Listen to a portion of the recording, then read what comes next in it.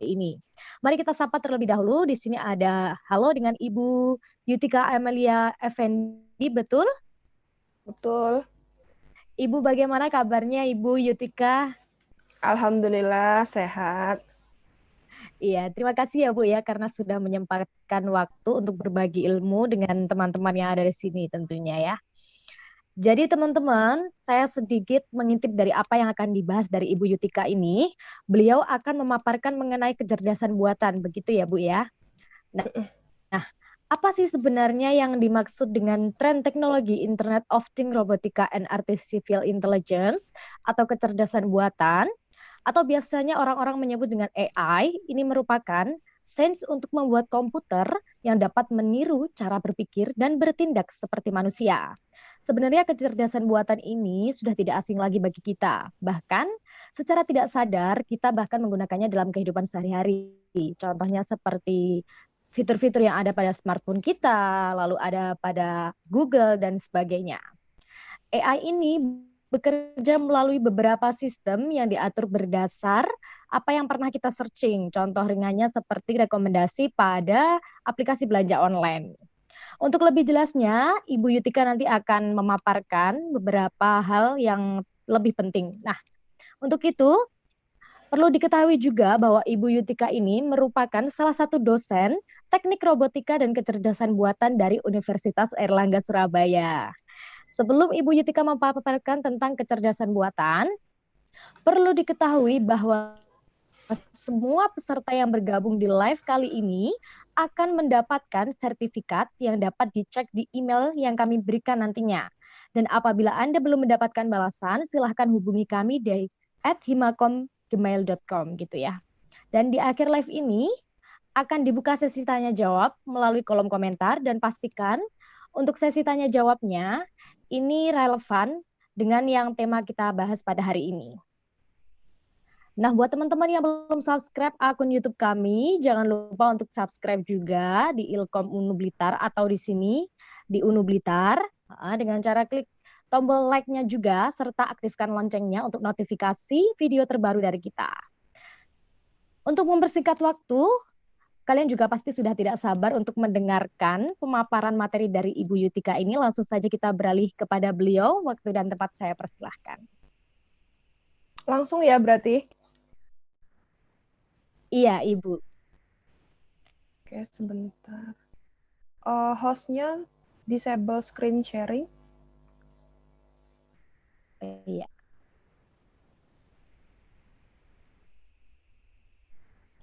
Boleh diaktifkan screen sharing-nya supaya saya bisa nge-share PPT-nya.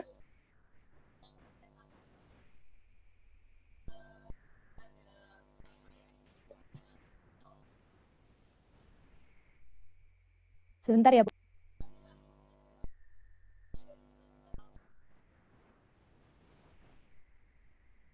Sudah terlihat ya?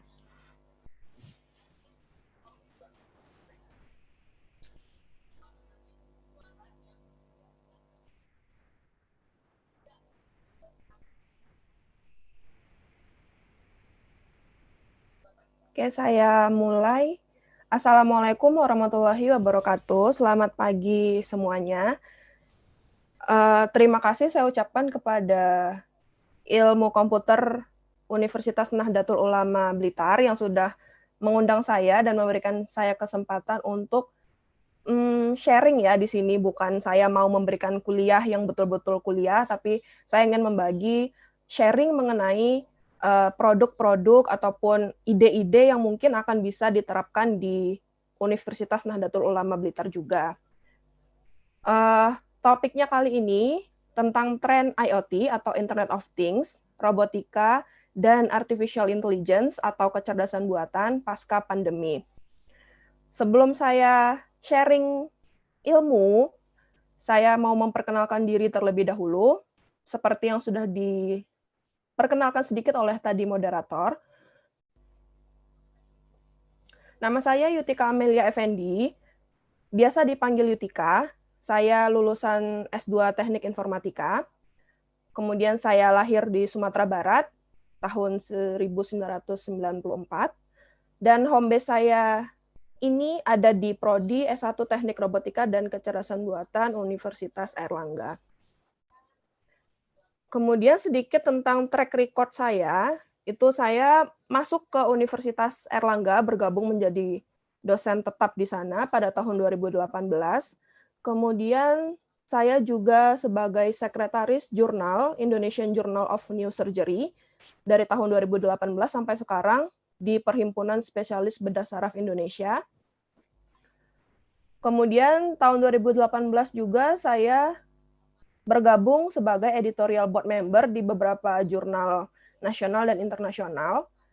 Kemudian pada tahun 2019 saya dipercaya oleh Universitas Airlangga sebagai salah satu asesor kompetensi khususnya bidang web programmer, jadi pemrograman web untuk BNSP Indonesia dan LSP atau Lembaga Sertifikasi Profesi Universitas Airlangga. Kemudian di tahun ini 2020 saya sebagai salah satu tim teknis dari robot Universitas Airlangga, Airlangga Robotik Triage Asisten atau ARTA, dan Kapten e-learning sekaligus gugus penjaminan mutu untuk Sekolah Teknologi Maju dan Multidisiplin Universitas Airlangga.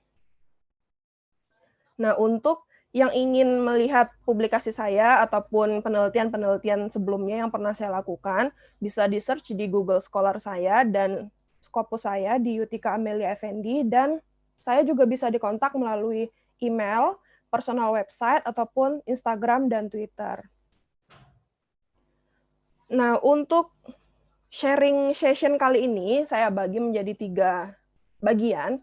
Jadi yang pertama, saya akan melakukan overview dulu tentang apa itu IoT atau Internet of Things, kemudian apa itu teknologi robotika, dan apa contohnya dari kecerdasan buatan. Kemudian pada bagian kedua, saya akan menjelaskan mengenai case study dan produk-produk dari ketiga bidang tersebut, dan juga mungkin ada beberapa ide baru yang bisa mungkin nantinya akan diimplementasikan dan saling berkolaborasi antara UNU Blitar dan juga Universitas Airlangga, seperti itu. Kemudian yang terakhir, kesimpulan, dan saya akan memberikan bagaimana sih kalau mahasiswa ilmu komputer itu kalau mau berkontribusi di dalam ketiga bidang ini, buat robot misalnya, ada IoT, teknologi robotika, dan kecerdasan buatan, itu peranan mahasiswa ilmu komputer itu di bagian mananya, gitu. Kemudian kita masuk ke bagian pertama dulu, overview. Ini mungkin overview-nya saya tidak akan menjelaskan terlalu dalam, saya akan memberikan sedikit pengetahuan saja mengenai ketiga bidang tersebut, tapi tidak terlalu dalam yang sampai ke masalah teknisnya. Untuk Internet of Things, mungkin semuanya sudah paham ya, yang berlatar belakang teknik informatika, ataupun ilmu komputer, ataupun sistem informasi, teknologi informasi, Internet of Things itu apa. Nah, Internet of Things itu adalah konsep yang menghubungkan semua perangkat ke internet dan memungkinkan perangkat IoT berkomunikasi satu sama lain melalui internet. Nah, untuk unsur-unsur pembentuk IoT sendiri itu ada 5 unsur utamanya. Yang pertama adalah kecerdasan buatan. Jadi IoT dan kecerdasan buatan itu adalah saling berkaitan. Jadi kecerdasan buatan itu nanti yang akan memberikan kecerdasannya kepada produk ataupun sistem yang akan dibangun. Kemudian yang kedua ada konektivitas. Kemudian yang ketiga ada sensor, jadi sensornya ini bisa macam-macam tergantung sistem yang dikembangkan. Misalkan nanti butuh sensor untuk tinggi badan, sensor untuk berat badan, ataupun sensor untuk mengukur suhu badan, seperti itu. Kemudian yang keempat ada keterlibatan aktif atau active engagement, dan yang terakhir perangkat berukuran kecil. Jadi dengan adanya Internet of Things ini, perangkat-perangkat yang support IoT itu biasanya sudah berukuran kecil, jadi tidak berukuran yang mega size lagi. Nah, ini sekilas secara umum cara kerja dari Internet of Things. Jadi ada mobile network operator, kemudian ada API-nya yang akan menghubungkan ke platform dan front end. Kemudian dari platform dan front end itu API lagi ke data routing, device management, subscriber management, dan billing atau rating, kemudian nanti akan diteruskan ke Wi-Fi ataupun mobile phone dan sebagainya. Nah, untuk IoT ini memang kunci utamanya adalah algoritma pemrograman, supaya bisa bekerja secara otomatis atau tidak ada lagi campur tangan manusia di dalamnya, dan bisa diakses kapanpun dan dimanapun, karena memang tanpa adanya algoritma pemrograman itu memang IoT itu hanya bersifat pasif. Jadi harus ada algoritma pemrograman agar IoT tersebut menjadi sesuatu yang aktif. Nah, memang manfaat dari IoT itu banyak sekali yang bisa kita rasakan, terutama untuk memudahkan pekerjaan manusia sehari-hari. Nah, di sini saya kelompokkan menjadi 6 manfaat IoT yang benar-benar terasa oleh kita sebagai penggunanya. Yang pertama yaitu efisiensi penggunaan sumber daya. Ini jelas, dengan adanya IoT, misalkan yang sebelumnya butuh sumber daya 10 orang, dengan adanya IoT bisa lebih dioptimalkan misalkan menjadi 7 sampai 8 orang. Nah, kemudian yang kedua mengurangi beban kerja. Kemudian yang ketiga mengurangi cost dan meningkatkan produktivitas. Nah, mengurangi cost ini misalkan contohnya sebelumnya kita butuh 2 alat atau 2 sumber untuk mengerjakan sesuatu. Sekarang dengan adanya IoT, alat tersebut bisa dioptimalkan menjadi hanya 1 alat dengan sumber daya yang tentunya misalkan pekerjaannya sebelumnya butuh 10 jam untuk menyelesaikan pekerjaan itu. Tapi dengan adanya IoT bisa hanya dengan 6 jam sampai 7 jam. Kemudian yang keempat ada real time marketing, kemudian meningkatkan pengalaman pengguna, yang terakhir meningkatkan kualitas data. Jadi dengan adanya IoT ini juga kualitas data yang ada itu bisa ditingkatkan dari yang sebelumnya misalkan akurasinya hanya 80%, dengan adanya IoT membantu kualitas data tersebut menjadi lebih baik. Misalkan nanti akurasinya jadi 85% atau bahkan 90%. Ini penerapan IoT, saya berikan contoh hanya di 3 bidang, walaupun hampir di semua skop kehidupan manusia saat ini itu sudah ada IoT. Nah, ini saya berikan contoh di bidang medis, edukasi, dan otomasi rumah. Nah, untuk bidang medis itu saya berikan contoh ada remote patient monitoring. Ini yang sudah dikembangkan oleh rumah sakit, jadi ada membantu memonitor pasien. Kemudian yang kedua ada heart rate monitoring, jadi membantu memantau detak jantung. Kemudian yang ketiga hearing aid, itu membantu manusia dengan keterbatasan pendengaran. Kemudian untuk edukasi, contoh penerapan IoT-nya ada e-learning, seperti mungkin yang sudah semakin sering digunakan pada saat pandemi ini. Kemudian yang kedua ada MOOC. MOOC ini adalah Massive Open Online Course, jadi pelatihan ataupun pengajaran yang bisa diakses secara online dan bisa dikerjakan dimanapun. Kemudian yang ketiga, otomasi rumah. Contohnya ada 4 di sini, ada smart bulbs atau bola lampu pintar, kemudian smart lock, kemudian smart thermostat, yang keempat adalah smart security. Dan yang ini semuanya rata-rata sudah dikembangkan, walaupun mungkin belum terasa di Indonesia pemanfaatannya, tapi di luar negeri itu sudah menjadi sahabatnya manusia dalam kehidupan sehari-hari, khususnya yang bidang otomasi rumah ini. Kemudian saya masuk ke teknologi robotika. Nah, robotika ini memang salah satu teknologi yang sudah multidisiplin dari sananya.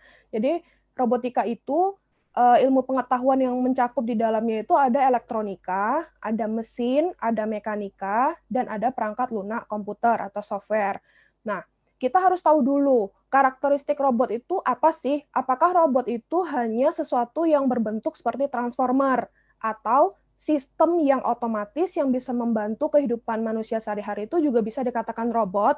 Nah, tentu kita harus tahu dulu apa sih sebenarnya karakteristik robot itu. Yang pertama, dapat merasakan kondisi lingkungan.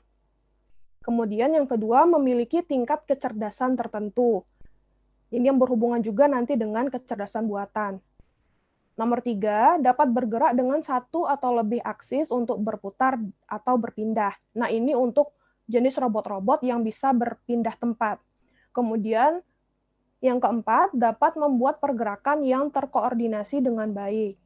Kemudian yang kelima, dapat diprogram pastinya.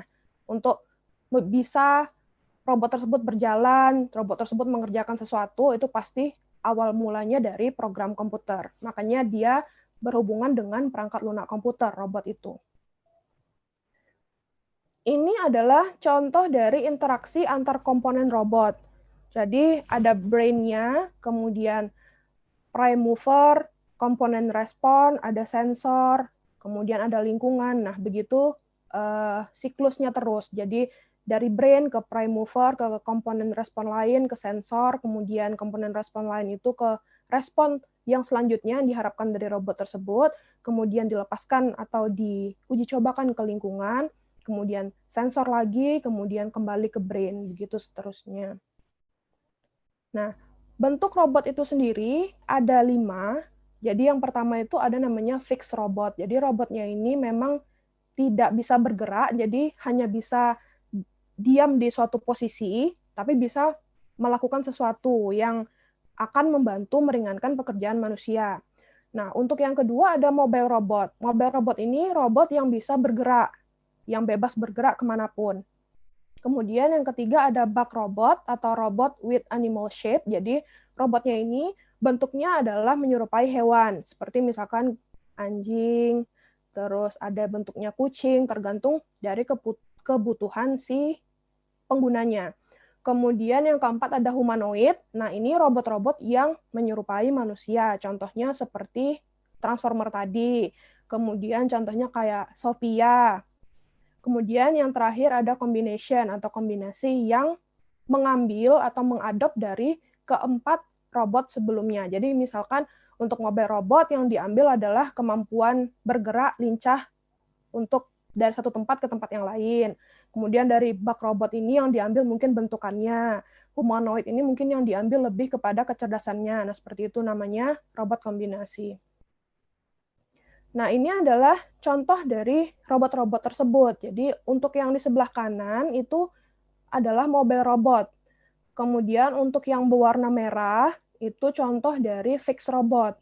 Jadi, robotnya memang tidak bisa berpindah atau bergerak kemanapun. Kemudian, yang sebelah kanan atas, itu ada bug robot atau robot yang berbentuk hewan. Nah, kemudian yang di bawah robot yang berwarna merah itu ada humanoid, itu robot yang menyerupai manusia.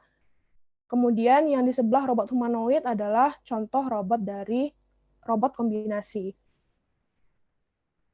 Nah, untuk kegunaan robot, sebenarnya juga banyak sekali bidang-bidang yang sudah terbantu dengan adanya robot.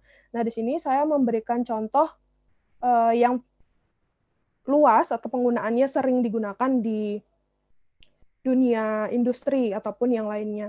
Contohnya misalkan di industri itu ada otomatisasi proses produksi, ada welding, ada perakitan, dan pengepakan. Nah, biasanya industri ini lebih sering menggunakan fixed robot ya dibandingkan mobile robot, walaupun ada beberapa industri yang sudah menggunakan mobile robot. Nah, untuk kedokteran ini biasanya robot asisten yang paling banyak diketahui dari berita-berita baik di dalam negeri maupun di luar negeri, itu untuk membantu merawat pasien, kemudian bisa untuk membantu operasi. Kemudian untuk serving, ini melayani manusia untuk kegiatan sehari-hari, dan edukasi. Edukasi ini jadi ada robot-robot yang bisa digunakan untuk pengembangan. Jadi misalkan pada saat ini robotnya sudah dalam posisi A, kemudian dengan adanya kecerdasan dari mahasiswa ataupun peneliti, itu nanti robotnya tersebut bisa digunakan untuk pengembangan ke tahap selanjutnya. Nah, kemudian yang ketiga adalah artificial intelligence atau kecerdasan buatan. Tadi Mbak Moderator sudah menjelaskan sedikit mengenai kecerdasan buatan itu apa sih. Nah, kecerdasan buatan itu adalah kecerdasan yang ditambahkan oleh manusia ke dalam suatu sistem teknologi yang memungkinkan mesin itu nanti bisa belajar dari kesalahan atau masa lalunya untuk meningkatkan kemampuan si sistem ataupun produknya tadi, menyesuaikan input-input baru dan melaksanakan tugas seperti manusia. Jadi tidak perlu dikontrol lagi oleh manusia, sudah otomatis bisa melakukan kegiatannya sendiri. Nah, mengapa kecerdasan buatan itu penting? Jadi, karena sekarang seperti contohnya kita buka YouTube deh ya. YouTube itu kalau misalkan kita sering misalkan yang mendengarkan lagu barat atau lagu Inggris, itu nanti ada recommendation for you. Nah, itu juga termasuk salah satu kecerdasan buatan. Nah, misalkan yang suka dengarkan lagu K-pop, nah nanti rekomendasinya itu apa, misalnya musik video yang sering ditonton atau musik video yang lagi tren, misalkan seperti itu. Nah, itu juga contoh dari kecerdasan buatan. Yang pertama, mengapa kecerdasan buatan itu penting? Bisa mengautomasi pembelajaran dan penemuan berulang melalui data. Jadi memang sama seperti Internet of Things tadi, jadi memang dia berkolaborasi dengan kecerdasan buatan untuk meningkatkan kualitas data. Jadi ada data digunakan terus-menerus sampai nanti mendapatkan keinginan yang diperlukan oleh si pengembang atau si manusianya nanti. Kemudian AI untuk menambahkan kecerdasan. Kemudian AI beradaptasi melalui algoritma pembelajaran progresif. Kemudian AI menganalisis data lebih banyak dan lebih dalam. AI membantu mencapai keakuratan yang baik. Dan yang terakhir, AI memanfaatkan sebagian besar data. Nah, AI di sini memang akan fokus ke arah data dan nanti juga akan membantu di dalam algoritma pemrograman untuk ke arah bidangnya IoT dan robotika. Nah, untuk cara kerja AI sendiri, ini ada beberapa. Jadi, misalkan dalam perkuliahan gitu ya, dalam kurikulum kuliah, misalkan nanti ada pelajaran kecerdasan buatan di dalam semester, misalkan saya ambil contohnya misalkan semester 3. Nah, nanti untuk AI yang lebih lanjut atau extended artificial intelligence itu pasti ada mata kuliah, misalkan machine learning, neural network, deep learning, computer vision, ataupun natural language processing atau NLP. Jadi memang skop-skop AI itu selain kecerdasan buatan itu akan didalami lagi di dalam pembelajaran mesin yang paling sering orang bilang machine learning. Kemudian ada computer vision. Nah, ini juga salah satu yang digunakan dalam pembuatan robot. Kemudian ada natural language processing. Ini juga sering dibahas oleh expert ataupun profesional yang mendalami bidang kecerdasan buatan.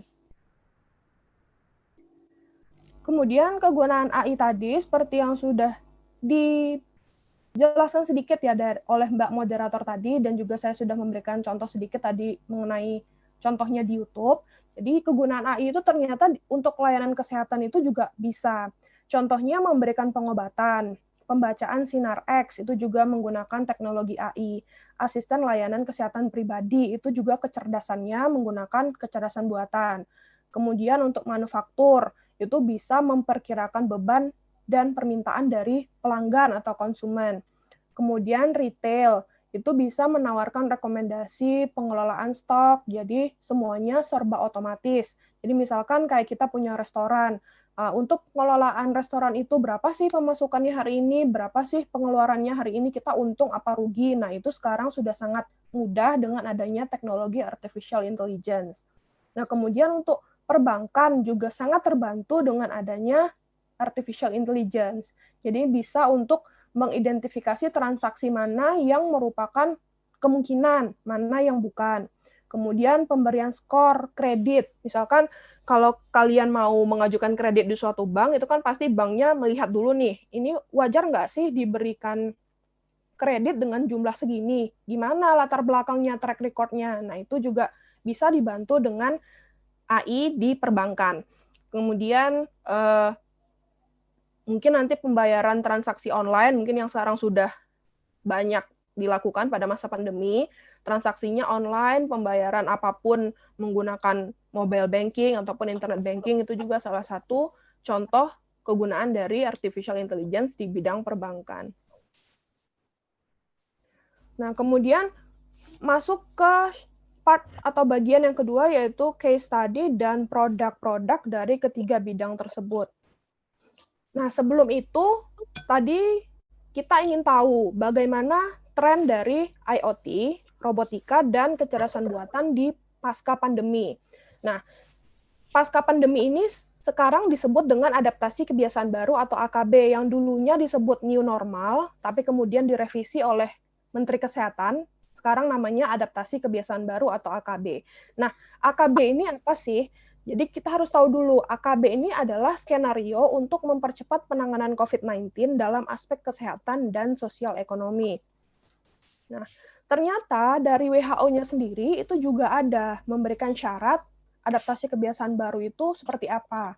Nah, menurut Dr. Hans, itu WHO Regional Director for Europe, itu untuk mengurangi pembatasan atau social distancing tadi yang kemarin-kemarin sudah sering dan di mana-mana diterapkan, itu perlu memperhatikan setidaknya 6 aspek ini.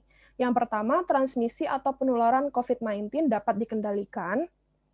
Kemudian yang kedua, kapasitas sistem kesehatan dan kesehatan masyarakat, termasuk rumah sakit, tersedia untuk mengidentifikasi, mengisolasi, menguji, melacak kontak, dan mengkarantina yang terkena COVID-19. Kemudian yang ketiga, resiko virus corona diminimalkan dalam pengaturan kerentanan tinggi, terutama di tempat-tempat yang ramai, contohnya fasilitas kesehatan mental, panti jompo, mal, dan sebagainya. Yang keempat, menetapkan langkah-langkah pencegahan penularan di tempat kerja. Jadi supaya tidak ada klaster baru di perkantoran.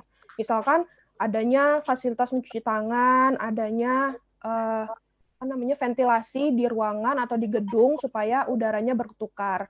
Kemudian yang kelima, kasus impor dapat dikelola.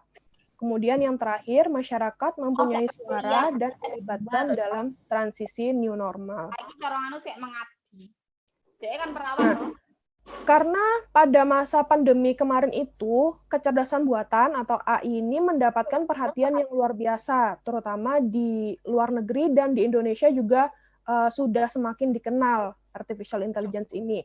Kalau di luar negeri itu 4 produk ini atau 4 layanan ini menjadi perhatian luar biasa oleh masyarakat di luar negeri. Yang pertama itu ada Blue Dot.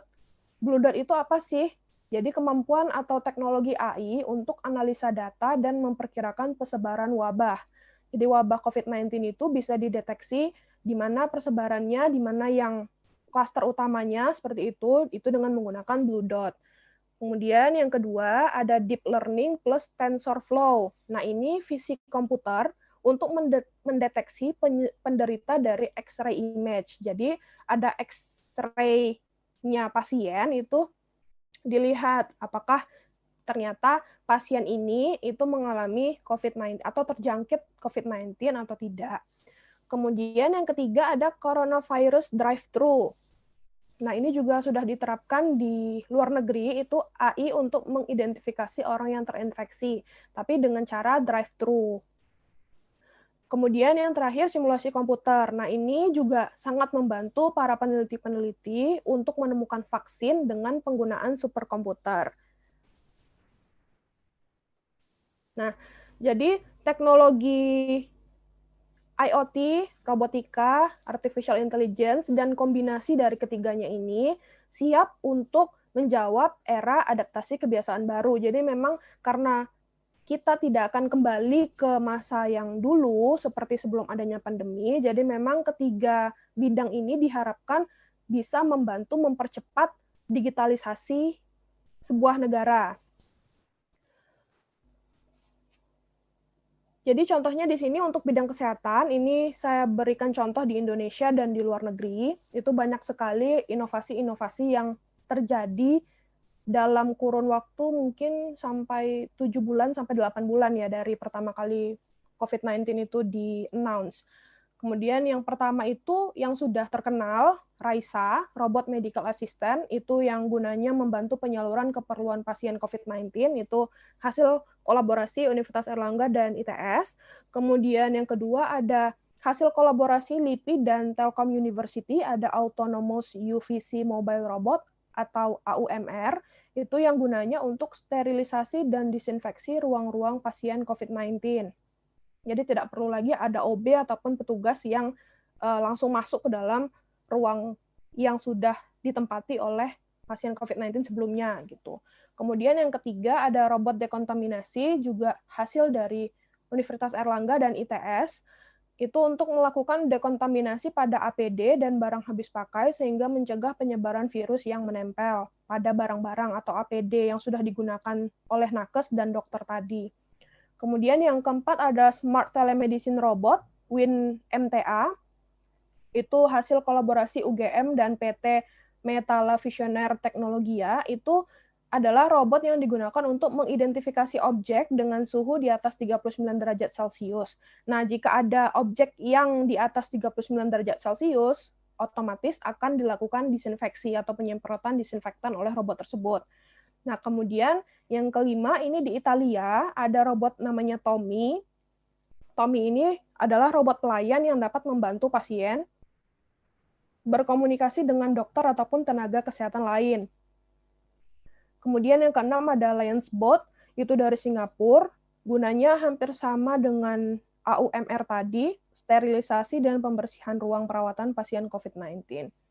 Nah, mungkin di bidang kesehatan itu akan banyak sekali inovasi-inovasi ataupun produk-produk yang nanti akan bermunculan.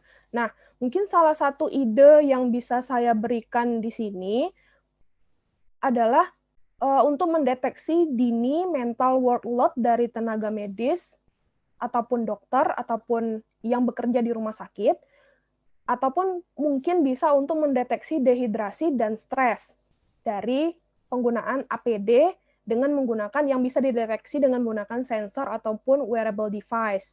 Nah, itu mungkin salah satu ide yang bisa dikembangkan di bidang kesehatan. Nah, untuk bidang pendidikan yang sudah dirasakan oleh dosen dan mahasiswa pada semester lalu, semester genap lalu, itu harus mau tidak mau pembelajaran harus terus berjalan dan akan memanfaatkan media-media online seperti misalkan YouTube atau Zoom atau e-learning kampus. Nah, itu juga bidang pendidikan pasca pandemi, terutama nanti semester gasal ini sesuai dengan arahan dari Kemenristek atau Kemendikbud maksud saya, itu juga tetap kuliahnya online, tetapi boleh dilakukan offline dan online untuk beberapa mata kuliah yang diwajibkan mengikuti protokol kesehatan kalau mau ke kampus. Nah, untuk bidang pendidikan sendiri yang sudah diimplementasikan, itu yang pertama ada e-learning, kemudian yang kedua pelayanan akademik secara online, ini mau transkrip nilai ke Tendik, ataupun sidang skripsi, sidang tesis, sidang disertasi, kemudian ada profesi, sumpah profesi itu juga dilakukan secara online. Kemudian yang ketiga ada Big Blue Button, salah satu fitur untuk pembelajaran daring. Kemudian yang keempat ada Moodle, yang kemudian yang kelima adalah online course, atau mungkin bisa juga bimbel-bimbel untuk anak SMA yang mau masuk kuliah juga dilaksanakan secara online, karena tidak mungkin pada saat pandemi ataupun beberapa bulan dari sekarang ini dilakukan tatap muka seperti biasa. Nah, kemudian untuk ide bidang pendidikan yang mungkin bisa dikembangkan di masa depan atau setelah pandemi ini, di mana blended learning itu akan dijadikan, kalau mengacu kepada Kemendikbud, akan menjadi perkuliahan atau kegiatan proses belajar mengajar yang akan dipermanenkan. Nah, dari blended learning ini nanti mungkin bisa ditambah penunjangnya itu adalah virtual reality atau virtual meeting menggunakan 3D dan hologram. Nah, contohnya aja seperti kemarin itu ada berita ITS mewisuda dengan menggunakan Minecraft. Nah, atau Undip mewisuda dengan adanya robot-robot mahasiswanya, ada tablet di depan wajah robotnya itu yang berisi atau menampilkan video mahasiswanya. Nah, itu juga merupakan inovasi-inovasi di bidang pendidikan.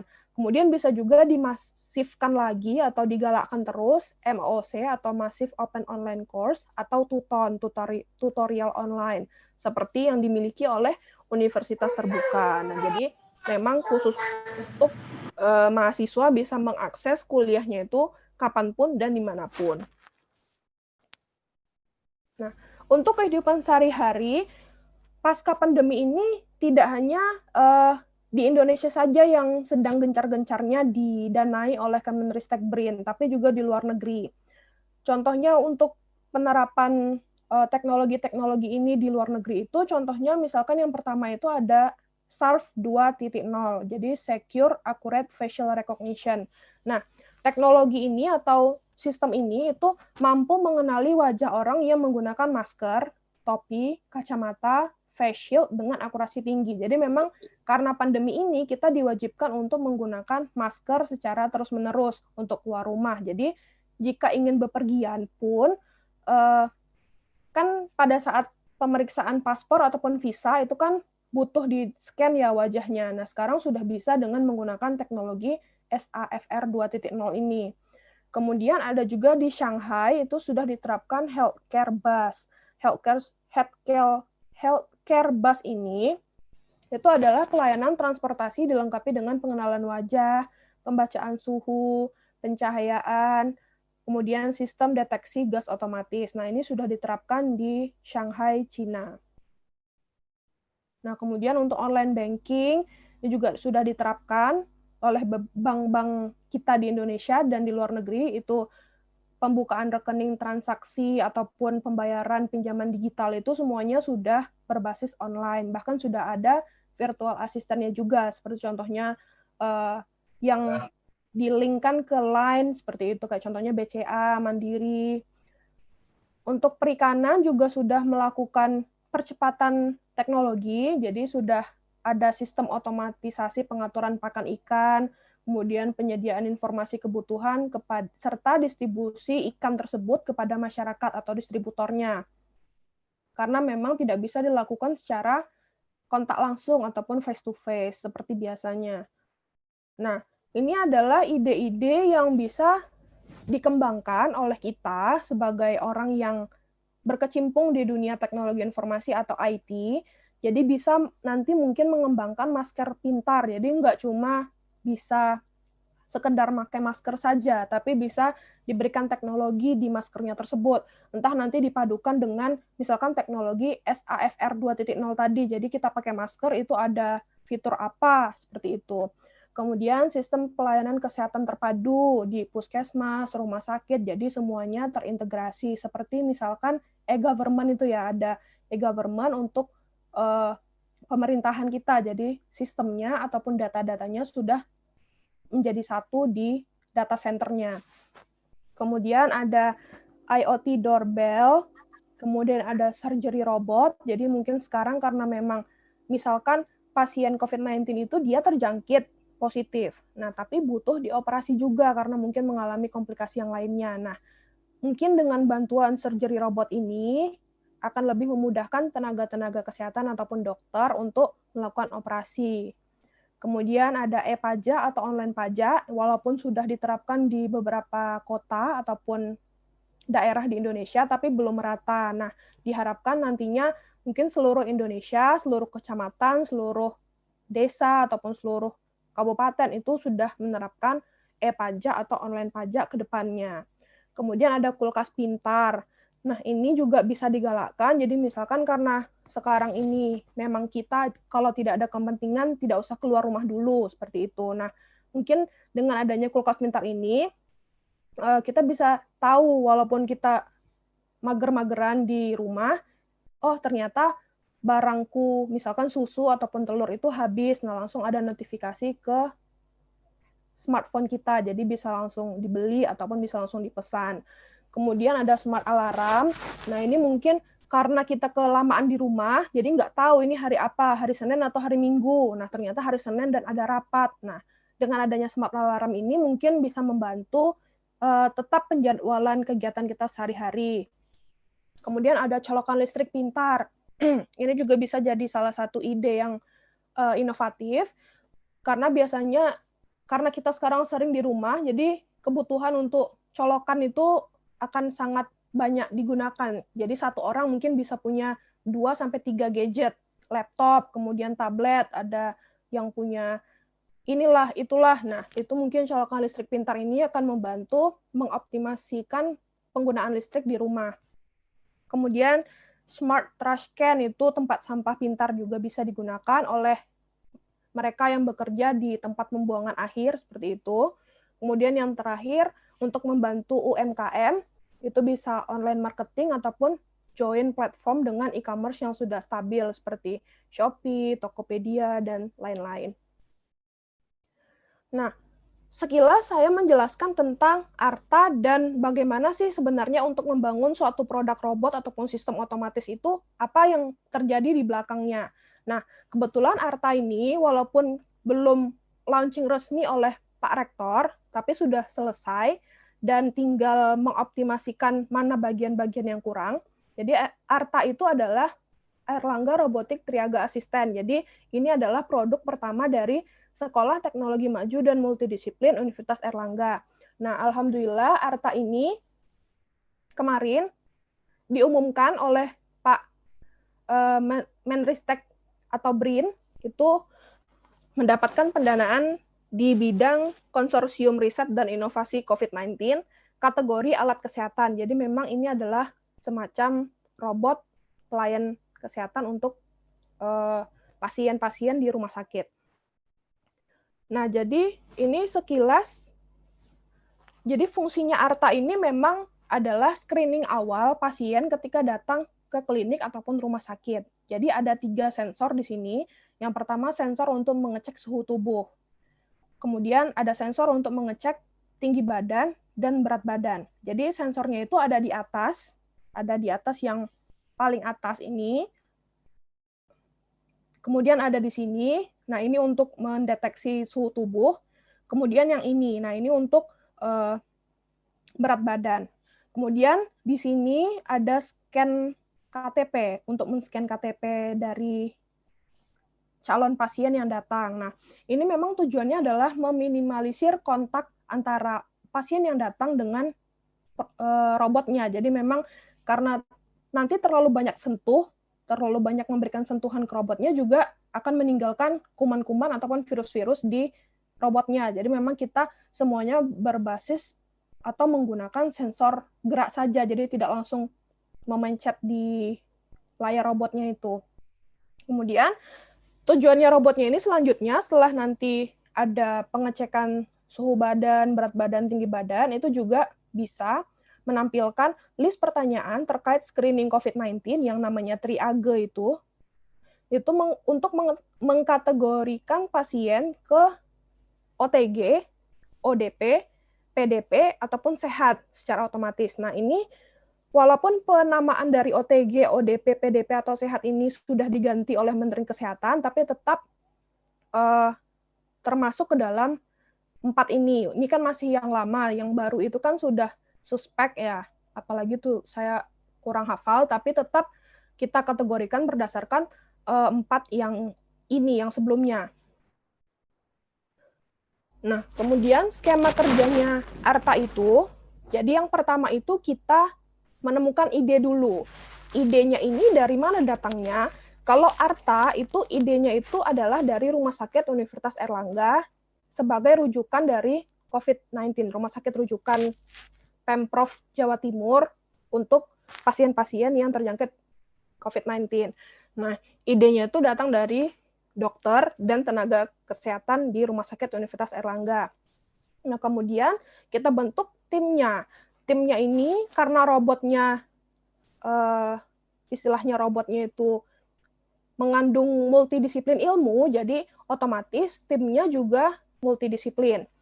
Kemudian yang kedua, fitur. Nah, setelah kita tahu mau buat robot apa, idenya tadi apa, kemudian kita list dulu fiturnya itu, fitur robotnya itu apa.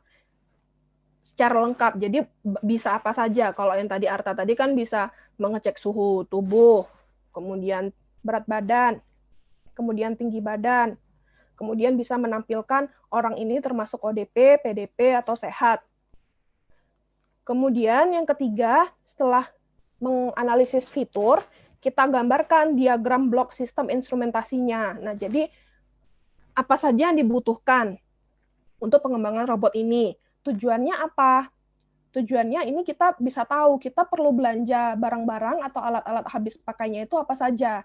Nah, gunanya nanti untuk pendanaan dari robot tersebut. Jadi yang seperti yang kita tahu kan pembuatan robot itu kan tidak murah ya, pasti mahal karena komponen-komponennya juga tidak sedikit. Nah, dengan adanya diagram blok sistem instrumentasi ini, nanti bisa kita list apa saja sih kebutuhan yang kita perlukan atau perlu pajak berapa kalau misalkan barangnya itu ternyata harus diasuransikan ataupun dikirim dari luar negeri. Nah, ini nanti bisa langsung dimasukkan ke dalam RAB proposal ataupun rencana anggaran belanjanya.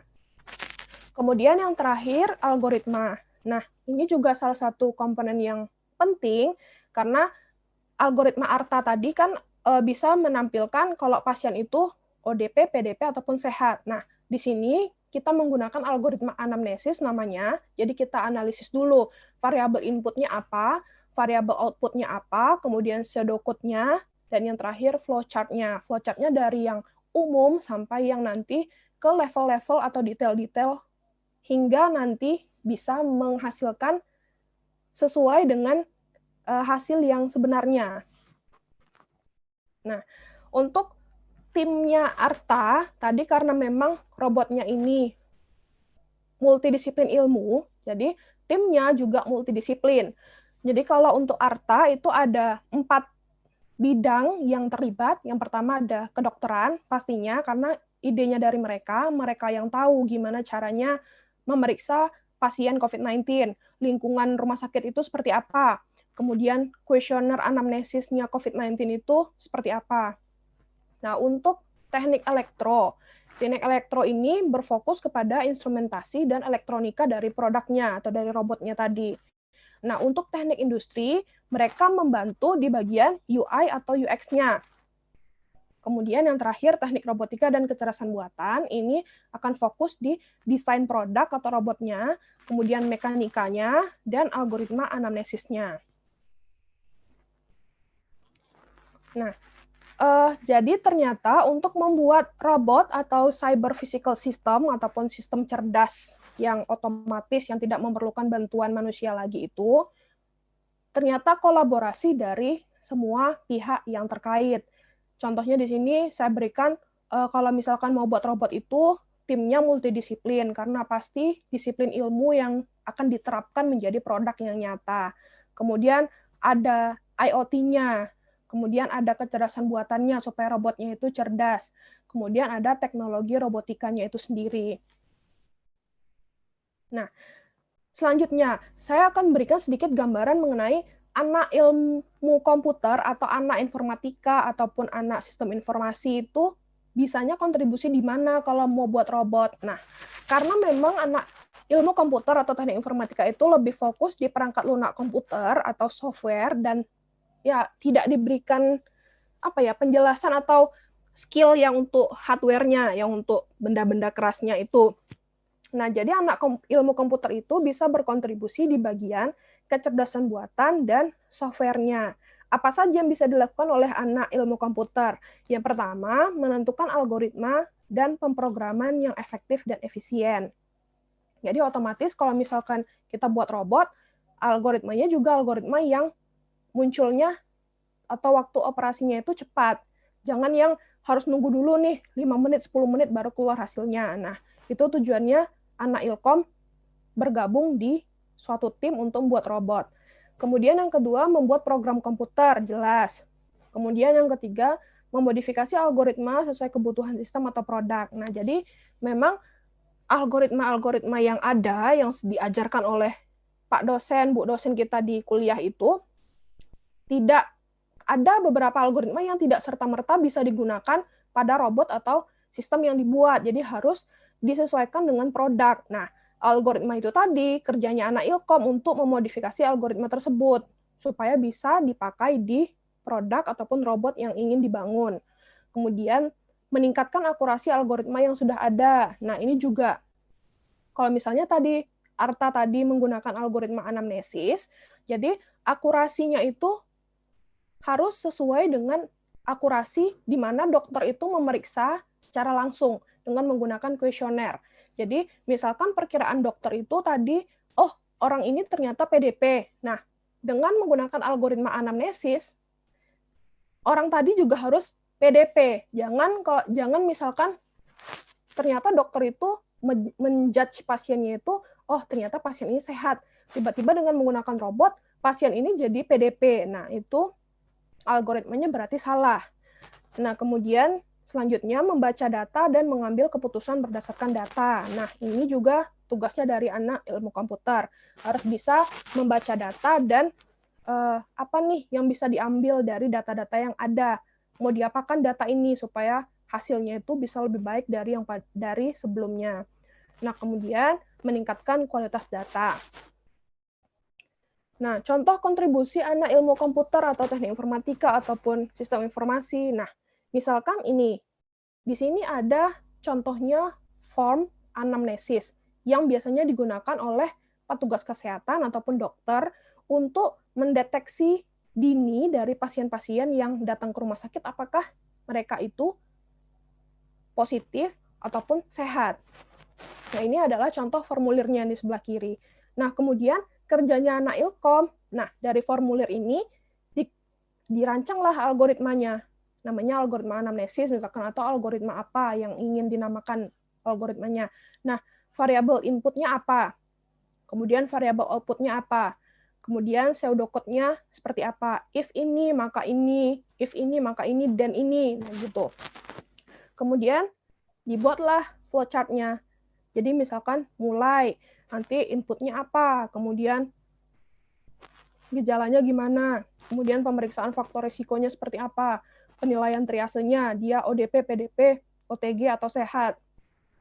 Kemudian outputnya dan selesai. Nah, untuk anak-anak ilkom pasti mengerti kalau flowchart-nya gambarnya seperti ini, itu maksudnya gimana nih, maksudnya gimana, ini maksudnya gimana. Jadi ini masih ada pecahannya lagi, ini masih ada pecahannya lagi, ini juga masih ada pecahannya lagi. Maksudnya flowchart selanjutnya itu masih ada untuk menampilkan aktivitas yang lebih detail. Nah, kalau memang nanti anak-anak ilmu komputer UNU Blitar ini tertarik atau punya ide dan ingin mengembangkan sebuah produk ataupun robot, silahkan mengunjungi prodinya kita, prodinya kami, saya, itu di Teknik Robotika dan Kecerdasan Buatan Universitas Airlangga, karena memang saya tahu, karena juga saya berlatar belakang teknik informatika, jadi memang kita tidak dibentuk atau CPL-nya, capaian lulusan itu tidak sampai ke hard skill. Nah, jadi kalau misalkan memang kalian punya ide mau mengembangkan apa, kita memang harus butuh orang yang mengerti hardware. Jadi misalkan tadi robotikanya ataupun elektronya, itu kita bisa berkolaborasi untuk membuat sebuah produk, apalagi di masa sekarang ini yang pastinya banyak pendanaan ataupun ide-ide yang muncul untuk membantu mengatasi COVID-19 ini, terutama di Indonesia. Kemudian saya rasa itu saja yang bisa saya sharing pada hari ini. Saya kembalikan kepada moderator. Terima kasih atas perhatiannya. Mohon maaf apabila ada kesalahan. Iya, screen-nya, Kak. Nah, karena materi juga sudah dipaparkan dengan jelas, nah ini langsung saja kita masuk ke sesi yang ditunggu-tunggu ya Bu ya. Karena ini ada beberapa pertanyaan yang sudah masuk dan tentunya buat teman-teman yang ingin mengajukan pertanyaan juga bisa di kolom komentar atau langsung di kolom komentar YouTube juga bisa. Tentunya pertanyaannya bisa yang relevan dengan tema yang kita bahas kali ini. Langsung saja di sini pertanyaan pertama yang masuk ini ada dari YouTube, ini Hozin Aziz. Bertanya begini Bu, kalau di bidang pertanian praktis, kira-kira idenya apa ya? Bagi banyak ide, tapi kira-kira bisa diwujudkan tidak dengan robotika dan AI? Karena terutama di bagian harga. Jadi tanyanya kayak semisal seputar idenya untuk bagian pertanian, serta harganya itu cocok nggak Bu? Gitu kalau misal diterapkan di Indonesia gitu. Oke. Itu menanyakan tentang contoh ya, contoh di bidang Iya, pertanian. iya. Oke, sebentar. Dan Jadi luar biasa sekali, ya. untuk pertanian, jadi ini contohnya, ini memang produknya itu sudah dikembangkan di luar negeri. Itu untuk pertanian itu contohnya bisa membantu memonitor kualitas tanah, contohnya. Atau misalkan ada drone yang bisa mengelola lahan pertanian.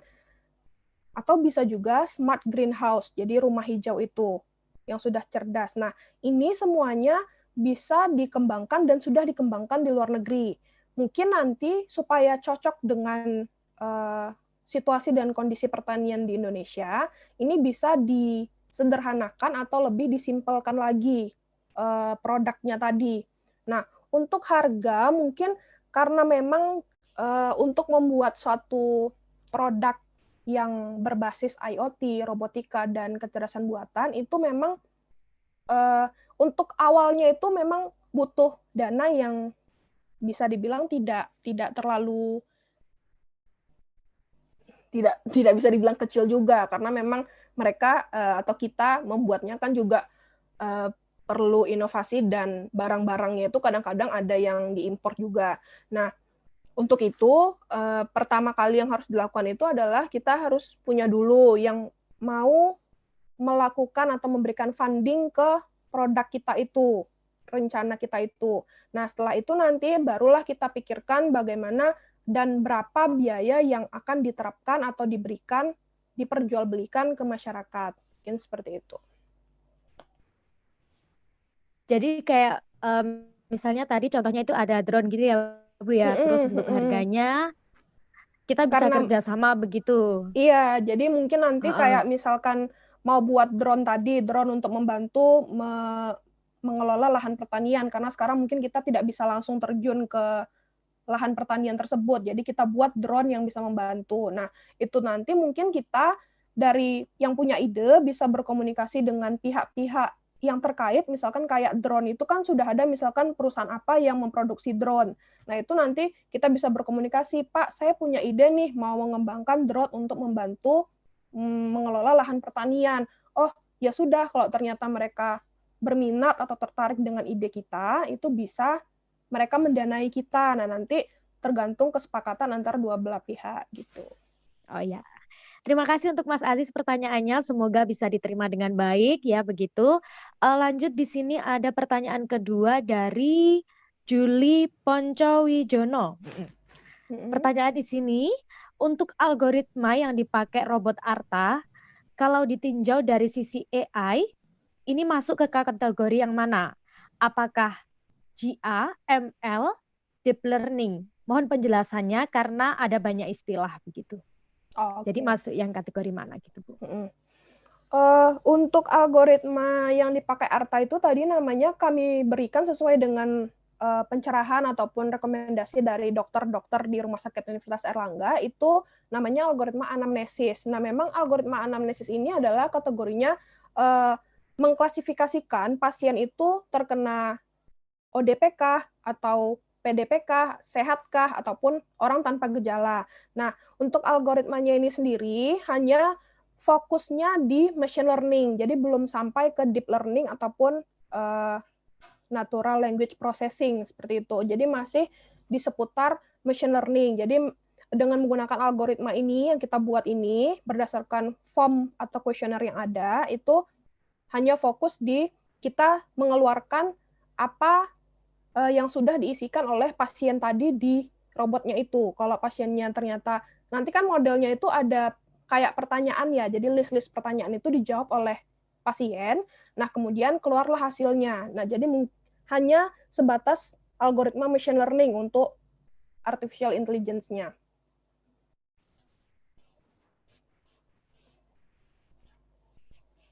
Iya. Di sini kita lanjut untuk pertanyaan yang selanjutnya ya, Bu ya. Sebentar. Saya bacakan terlebih dahulu. Ini ada Ahmad Hanafi dari UNU Blitar. Mengenai tren teknologi IoT, robotika, dan artificial intelligence, pasca pandemi, dari sisi teknologi dan manfaatnya memang sangat membantu. Namun dari sisi lain, pastinya ada dampak buruk atau kekurangannya, mulai dari ekonomi, sosial, dan lain sebagainya. Apakah kendala dalam penerapan teknologi IoT, robotika, dan AI ini di Indonesia? dan apa yang perlu kita siapkan sebagai mahasiswa mulai dari sekarang sebagai langkah awal mengantisipasi kendala tersebut. Jadi setiap apa pun yang dibuat itu kan pasti sudah ada resikonya ya Bu ya. Nah itu Mhm. resikonya apa aja dan apa yang perlu dipersiapkan gitu? Eee, iya iya, itu betul betul. Karena memang kita ini termasuk kategori yang percepatan, istilahnya seperti itu. Jadi yang awalnya masyarakat kita ini belum siap, tiba-tiba ada pandemi seperti ini, mau tidak mau harus melakukan percepatan. Jadi memang dipaksa, istilahnya seperti itu. Nah, namun sisi baiknya adalah, jadi dengan adanya pandemi ini, masyarakat Indonesia itu jadi melek teknologi. Jadi mau tidak mau kayak misalkan ibu-ibu rumah tangga gitu ya, karena adanya pandemi ini kan tidak bisa keluar rumah. Nah, mau tidak mau menggunakan smartphone-nya untuk memesan, barang-barang dapur, memesan sayur, lauk pauk, dan sebagainya. Nah, itu juga salah satu keuntungannya. Nah, apa saja yang dipersiapkan, mahasiswa ataupun masyarakat Indonesia supaya apa ya, tetap tetap bisa mengikuti tren AI, robotika, dan IoT ini, yang pertama itu transformasi digital.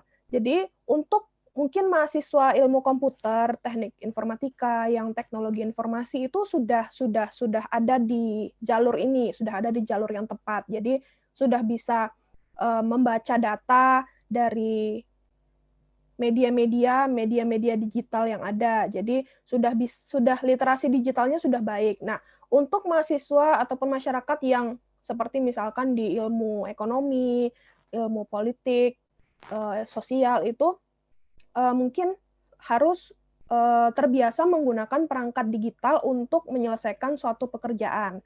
Nah, itu sangat diperlukan. Apalagi sekarang ini misalkan mahasiswa mau tidak mau harus memahami bagaimana penggunaan e-learning untuk submit tugas ataupun berkomunikasi dengan dosennya, ataupun nanti mengupload tugas dan menggunakan software simulasi untuk beberapa praktikum yang memang tidak bisa, kayak kalau anak ilmu komputer itu kan praktikumnya hanya menggunakan komputer. Nah, kalau anak di fakultas lain itu kan ada yang benar-benar harus hands on, harus di lab. Nah, sementara kemarin semester genap kemarin itu kan memang tidak ada pembelajaran di lab sama sekali. Nah, itu walaupun tidak bisa di lab kan ada software simulasi yang bisa digunakan oleh mahasiswa. Nah, biasanya mereka tidak menggunakan itu, sekarang mereka menggunakan itu. Nah, otomatis harus terbiasa menggunakan software ataupun eh, sistem-sistem yang digunakan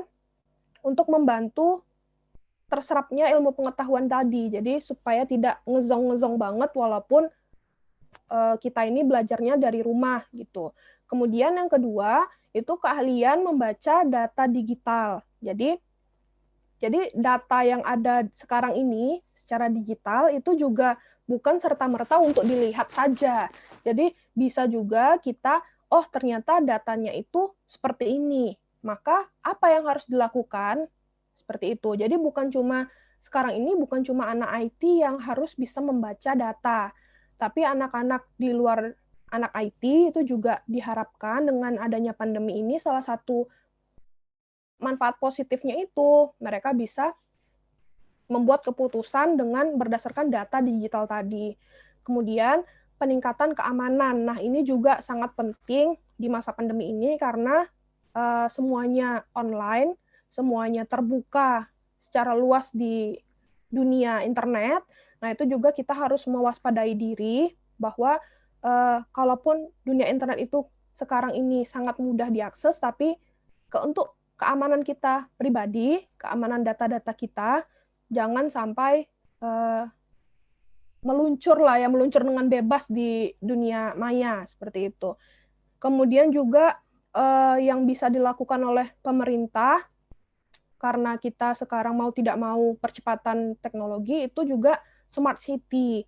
Nah, smart city ini tentunya tidak bisa dibangun oleh pemerintah kalau mahasiswanya dan masyarakatnya, akademisinya, profesionalnya tidak saling tolong-menolong dalam menyelesaikan transformasi digital. Jadi tahapannya itu harus transformasi digital dulu, baru kemudian pemerintah bisa melaksanakan dan menerapkan Smart City tadi. Nah, gitu sih sepertinya gambaran dari saya. Yang sudah bertanya, ini wah luar biasa banyak banget ternyata Bu yang tanya ya. Ini kita urutkan dari atas dulu aja. Ini selanjutnya ada dari Tri Atmaja dari Siskom Unisba Blitar. Izin bertanya, microcolenter yang digunakan untuk robot Arta menggunakan jenis apa? Dan untuk produk otomasi yang menggunakan banyak sensor dan aktuator lebih baik menggunakan microcontroller yang bagaimana begitu. Jadi microcontrollernya untuk robot Arta ini jenisnya apa gitu, Bu? Oke, ini pertanyaannya sangat spesifik sekali. Sepertinya juga Iya, sampai ke dalam. sepertinya juga tertarik membangun robot. Iya, semoga begitu, Bu. Sebentar, saya bukakan dulu desain simpelnya.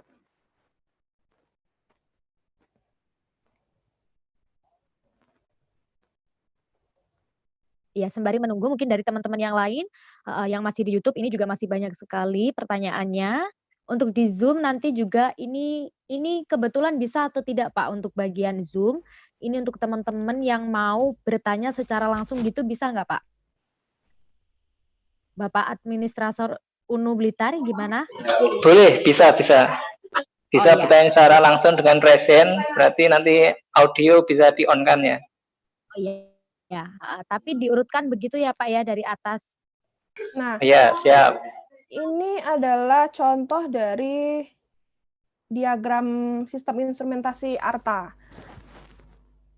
Ini mulai dari gesturnya, kemudian thermal sensor, kemudian ada load sensor, ultrasonik, kemudian ada sensor suhu, atmospheric pressure sensor, kemudian ada kamera yang digunakan untuk mengcapture KTP dan wajahnya si pasien, kemudian ada speaker dan mikrofon built-in-nya, kemudian akan terhubung ke mini PC, ada WiFi kamera, ada LCD-nya juga. Nah, ini adalah contoh dari diagram instrumentasinya dari Arta.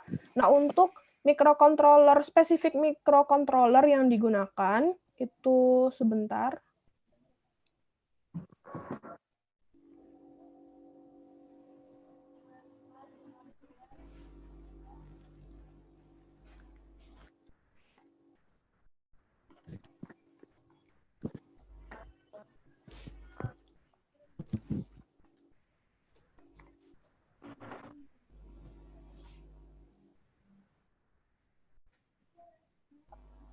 Ya, sembari menunggu Ibu Yutika, mungkin dari teman-teman yang mau bertanya langsung via Zoom, ini langsung bisa chat aja dari atas sampai bawah, itu nanti bakal kami urutkan begitu ya. Dan ini pertanyaan di YouTube masih banyak sekali juga, terima kasih yang sudah berpartisipasi. Tadi saya lihat juga ada dari Bojonegoro juga ya, luar biasa. Terus juga ada dari Ponorogo yang hadir, terima kasih. Semoga nanti ilmunya setelah ini bermanfaat, barangkali ada yang mau bikin robot begitu.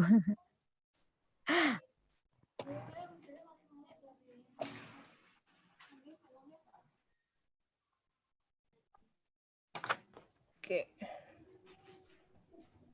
Ini saya berikan saja ya contoh dari perintilan yang barang-barangnya.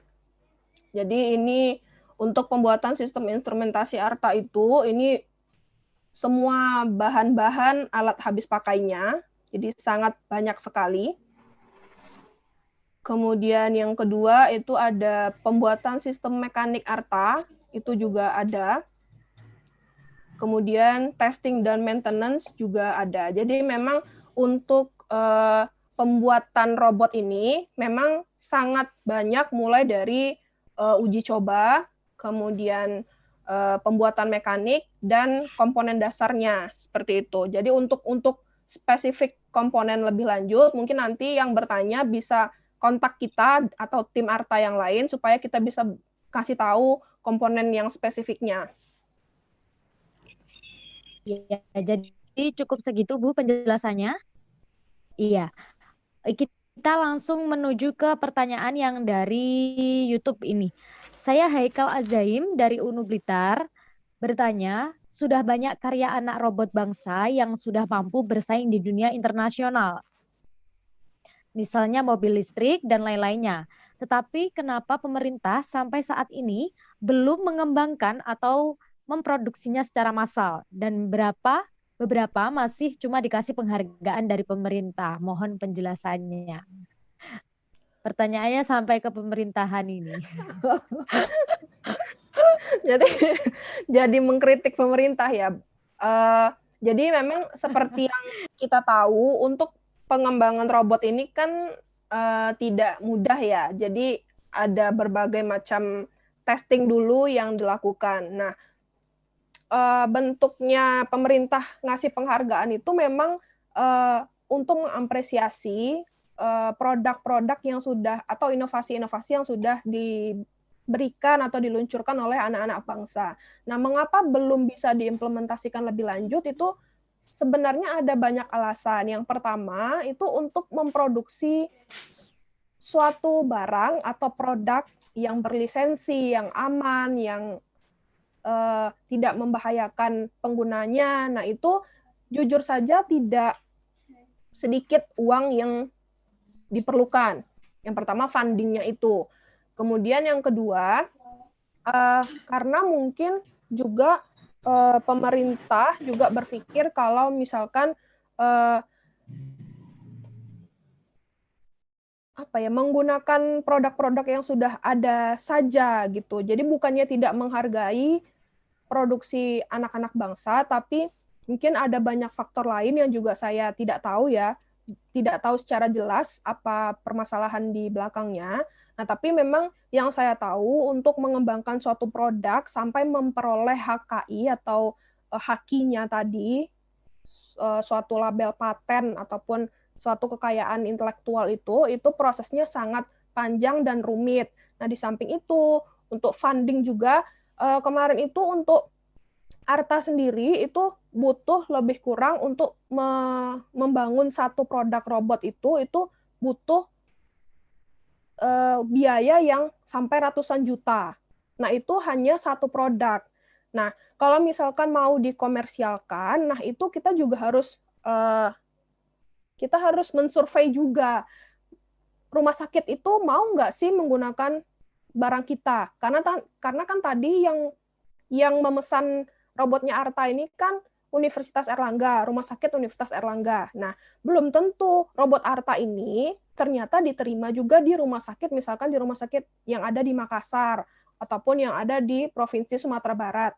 Belum tentu. Nah, kalau mau dikomersialkan, maka semuanya itu harus tercakup di dalam robotnya tadi. Nah, misalkan permasalahan yang ada di Rumah Sakit Padang itu tadi, Rumah Sakit Padang Sumatera Barat, misalkan butuhnya ini, Rumah Sakit Makassar butuhnya ini, Rumah Sakit Universitas Erlangga butuhnya ini. Nah, itu prosesnya itu akan semakin panjang. Nah, mungkin salah satu yang menjadi concern-nya pemerintah itu juga seperti itu. Kalau misalkan memang didanai untuk dibuat secara komersial, itu prosesnya itu tidak segampang yang dipikirkan oleh kita-kita yang tidak tahu apa-apa, seperti itulah contohnya. Itu mungkin jawaban dari saya. Berarti mungkin bisa jadi karena faktor keuangan dan serta cocok dan tidaknya kondisinya di Indonesia begitu ya Bu ya. Iya, Jadi bukan tidak menghargai. Iya. Terus di sini juga ada pertanyaan dari YouTube dari Mas Yahya Ming. Izin bertanya, adakah ide tren IoT, robotik, dan AI di bidang pendidikan untuk membantu meningkatkan efektivitas atau bahkan menggantikan e-learning yang dirasa kurang efektif, terlebih di jenjang SD atau SMP. Jadi idenya apa untuk bidang pendidikan ini untuk meningkatkan e-learning, terutama di bidang SD atau SMP gitu, Bu. Oke, untuk bidang SD SMP mungkin ya karena yang kita hadapi itu masih anak-anak dan belum istilahnya masih perlu bimbingan atau guidance-nya pendidiknya. Nah, mungkin saran saya itu kalau untuk level SD, SMP itu bisa lebih difokuskan ke arah yang bersifat visual, audiovisual, dan yang lebih interaktif. Seperti kalau misalkan sekolah itu punya dana, itu bisa digunakan untuk mengembangkan MOOC atau Massive Open Online Course. Nah, bedanya dengan e-learning apa? MOOC itu beda dengan e-learning. Karena MOOC itu akan fokus di video dan audio. Jadi kalau misalkan e-learning itu hanya fokus, oh saya nih mahasiswa ini, deadline-nya jam segini, saya harus mengupload di sini. Nah, jadi biasanya sangat jarang e-learning itu yang menampilkan proses pembelajaran yang interaktif. Nah, untuk SD SMP itu bisa diterapkan MOOC yang akan fokus di visual dan audio supaya mereka lebih tertarik, dan bisa juga mengembangkan semacam virtual reality atau augmented reality untuk membantu mereka menyerap pelajaran lebih cepat, tapi mereka itu nggak gampang bosan di tengah-tengah pelajaran. Seperti itu idenya dari saya mungkin. Iya, jadi karena faktor yang dipengaruhi juga ini terkait dengan anak-anak begitu ya Bu ya, jadi disesuaikan gitu. Terus ini juga ada pertanyaan dari Zoom, Mas Rahman Indra Kusuma, Teknik Informatika Institut Teknologi Sumatera. Wah, luar biasa, terima kasih untuk Mas Rahman Indra karena sudah berpartisipasi, kita sudah sampai Sumatera. Ini pertanyaannya terkait dengan deep learning, itu perbedaannya apa ya Ibu dengan machine learning atau data science? Lalu dengan komputer, deep learning itu perbedaannya apa? Dan diterapkan pada tools IoT dan robotika. Jadi pertanyaannya satu-satu dulu aja Bu. Perbedaan dari machine learning atau data science itu apa Bu? Gitu. Sebentar. Kalau data science itu memang fokusnya itu di pengelolaan data. Jadi memang ini pertanyaannya banyak yang ditanyakan ya, karena memang Universitas Airlangga itu juga selain ada program studi teknik robotika dan kecerdasan buatan, juga ada program studi teknologi sains data. Nah, ini seringkali menjadi pertanyaan, apa sih bedanya kecerdasan buatan di program studi robotika dan kecerdasan buatan dengan teknologi sains data, padahal sama-sama menggunakan algoritma dari kecerdasan buatan. Nah, yang menjadi pembedanya yang pertama untuk sains data dan kecerdasan buatan di teknik robotika ini adalah walaupun algoritmanya sama-sama kecerdasan buatan yang digunakan, tapi implementasi algoritma kecerdasan buatan itu yang berbeda. Kalau di teknologi sains data atau data science, itu digunakan algoritmanya itu untuk mengolah data, mengolah big data yang berhubungan dengan data. Tapi kecerdasan buatan di teknik robotika dan kecerdasan buatan itu akan fokus di penerapannya itu ke arah yang robotikanya. Jadi bagaimana caranya kecerdasan buatan itu, algoritmanya itu membantu robot untuk bisa lebih cerdas lagi. Jadi tanpa ada sentuhan tangan manusia, tanpa adanya campur tangan manusia, itu jadi walaupun algoritmanya sama-sama algoritma kecerdasan buatan yang digunakan, tapi implementasi dari algoritma tersebut yang berbeda. Yang satu di datanya, yang satu di implementasi di robotnya. Jadi itulah bedanya. Nah, untuk beda machine learning dengan deep learning, nah kalau untuk machine learning itu memang kelanjutan yang paling sering digunakan dari kecerdasan buatan. Jadi machine learning itu algoritma-algoritma untuk jadi di data science itu juga digunakan. Jadi machine learning itu kan algoritma untuk mencerna rangkaian data, mengambil keputusan berdasarkan data yang dianalisis, serta menggunakan kesimpulan. Jadi kalau udah ada nanti datanya, kemudian kita analisis data itu, kita ambil kesimpulan untuk menyelesaikan tugas. Jadi yang sesuai dengan problem yang akan di-solve dengan cara yang paling efektif. Nah, sedangkan deep learning itu adalah salah satu metode implementasi dari machine learning. Jadi, extended machine learning itu adalah deep learning. Dan deep learning ini tujuannya apa? Jadi tujuannya itu misalkan meniru, yang paling terkenal itu kan ada neural network, ada simple neural network, ada deep learning neural network. Nah, itu contoh algoritma-algoritma di deep learning. Nah, jadi contohnya itu deep learning ini menggunakan algoritma neuron tadi atau neuralnya tadi itu untuk bekerja sama, misalkan mau menentukan atau mencerna karakteristik tertentu dari sebuah data. Nah, itu digunakan deep learning. Jadi, istilahnya deep learning itu adalah kelanjutan yang lebih lanjut dari machine learning. Itu.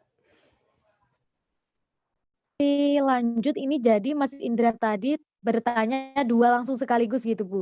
Lalu dengan komputasi deep learning yang ingin diterapkan pada tools IoT dan robotika, apakah ada kebutuhan minimal yang perlu disiapkan supaya kinerja learning tetap optimal?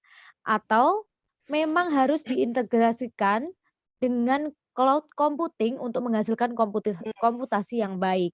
Begitu. Oke. Mohon pencerahannya Bu, begitu. Kan seperti yang kita tahu untuk label yang bernama label komputasi itu pastinya akan membutuhkan memori yang tidak sedikit. Jadi memori komputasi untuk trial aja itu udah besar. Biasanya kan kalau ada data itu mungkin sekitar 70% itu akan digunakan untuk trial. Nanti untuk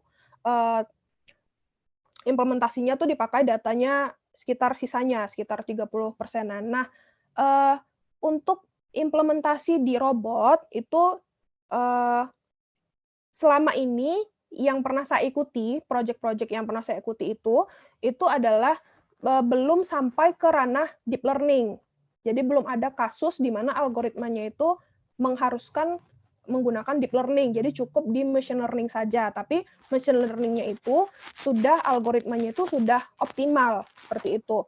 Nah, kalau misalkan memang suatu robot ataupun sistem cerdas itu membutuhkan deep learning, jadi memang salah satu solusinya adalah menggunakan cloud. Karena datanya tadi yang besar tadi, yang berat tadi, yang tidak sedikit ibaratnya seperti itu. Nah, itu bisa ditaruh di cloud atau data center ataupun server yang dimiliki oleh institusi tersebut atau lembaga tertentu seperti itu. Jadi tidak diletakkan di istilahnya kayak database lokal lah ya, kayak komputer kita ataupun PC kita gitu. Memang karena berat tadi itu sebaiknya diletakkan di cloud. Sudah begitu Bu? Oke, karena ini tadi ada yang angkat tangan, apakah Nufi ingin bertanya secara langsung? Ini Nufi? Dengan saudari Nufi tadi ada yang angkat tangan begitu. Apakah Nufi ingin bertanya secara langsung? Ini dipersilakan sekali. Ya, saudari Nufi ini yang mana ini? Oke, sambil menunggu dari teman-teman yang lain yang ingin mengajukan pertanyaan, tadi di sini saya bertanya boleh ya Bu ya ini ya berarti? Tadi menyinggung masalah Sofia. Nah, robot Sofia itu kan kemarin kalau tidak salah kurang lebih setahun yang lalu belum ada ya Bu ya, itu kan dihadirkan di Indonesia. Nah, Sofia ini tuh kerjanya itu bagaimana gitu Bu? Maksudnya robot Sofia itu ngapain aja gitu? Iya, Oke. Dia di bidang apa, industri atau kesehatan atau apa begitu? Jadi memang robot Sofia ini yang paling terkenal ya, karena dia benar-benar robot humanoid yang bentuknya seperti manusia, tapi punya kecerdasan yang luar biasa. Nah, sebenarnya robot Sofia ini itu setahu saya, jadi yang pernah saya dengar itu dia itu mampu melakukan pengolahan data otomatis dan mampu mengenali wajah.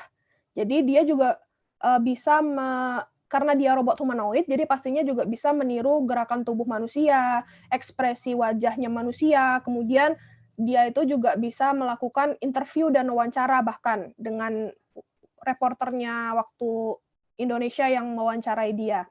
Nah, sebenarnya robot Sofia ini apa sih? Nah, jadi kalau saya tidak salah, Jadi saya pernah baca membaca tentang robot Sophia ini. Nah, ini dia itu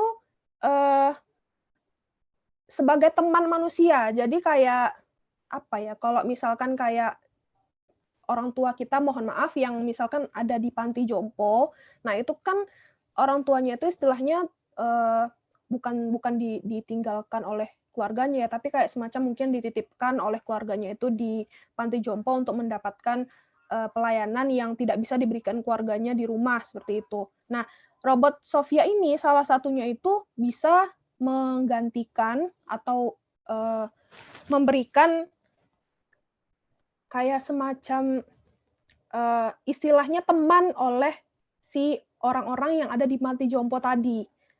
Nah, dia juga bisa membantu orang banyak di acara-acara besar, kayak misalkan ada party atau ada kegiatan di taman. Nah, itu robot Sophia itu juga bisa membantu kegiatan manusia di acara tersebut. Nah, gitu sih. Jadi lebih ke arah robot untuk sebagai teman dan melakukan aktivitas-aktivitas sosial. Oh, berarti kayak seperti manusia pada umumnya gitu ya, Bu ya? Terus kalau semisal ini kan kita sudah semakin berkembang pesat, langsung saja ini ada COVID-19, lalu kita meluncurkan beberapa produk-produk gitu kan yang membantu istilahnya lah ya. Nah itu ada kemungkinan nggak sih Bu untuk beberapa tahun ke depan, mungkin 10 atau 20 tahun ke depan ini manusia itu tergeser gitu oleh robot begitu? Ini memang pertanyaannya itu apa ya, supaya meyakinkan kalau kita ini tetap punya kerjaan, nggak digantikan oleh robot gitu ya. Nah, Iya. Nah, yang perlu kita ketahui adalah robot itu mendapatkan kecerdasan itu dari kita. Nah, itu yang menjadi kata kunci dulu. Jadi, robot itu tidak serta-merta bisa cerdas seperti itu saja. Jadi, misalkan robot itu dibangun, dibuat, itu langsung cerdas gitu. Bukan. Jadi, tetap kita, tetap engineer yang memberikan kecerdasan ke robot itu. Nah, yang akan tergusur atau mungkin yang akan tergantikan oleh robot itu tadi adalah tenaga-tenaga manusia ataupun sumber daya manusia yang tidak bisa menambah skill-nya di masa yang akan datang. Jadi misalkan kalau sekarang itu kan walaupun kita tidak bisa menempuh atau belum bisa menempuh pendidikan formal, misalkan untuk beberapa saudara kita yang kurang beruntung, misalkan yang tidak bisa lanjut sekolah, itu kan walaupun tidak bisa lanjut sekolah, tapi kan ada pelatihan-pelatihan atau course yang bisa diikuti oleh mereka, agar mereka tetap bisa melatih skill-nya. Nah, harapannya robot itu adalah untuk membantu meringankan pekerjaan manusia, selama manusianya punya skill.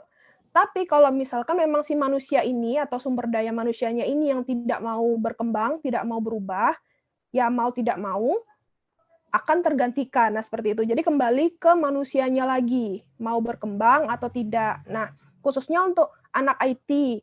Nah, untuk anak IT ini mungkin bisa dibilang satu langkah di depan. Karena mereka yang menguasai teknologi, seperti itu. Nah, tapi karena ada masa pandemi ini, semuanya jadi jago IT. Jadi anak IT tidak bisa, oh saya udah anak IT nih, saya santai saja, saya tahu semuanya masalah IT. Nah, sekarang dari segi e-learning, misalkan seperti itu, pengelolaan e-learning, itu bahkan anak-anak sosial, anak-anak kesehatan masyarakat itu lebih jago dibandingkan anak IT. Nah, jadi untuk anak IT juga jangan merasa, wah saya sudah tidak ada nih yang bisa menggusur. Saya nih punya jagonya IT. Saya ngerti semuanya, algoritmanya. Nah, itu juga tidak bisa seperti itu.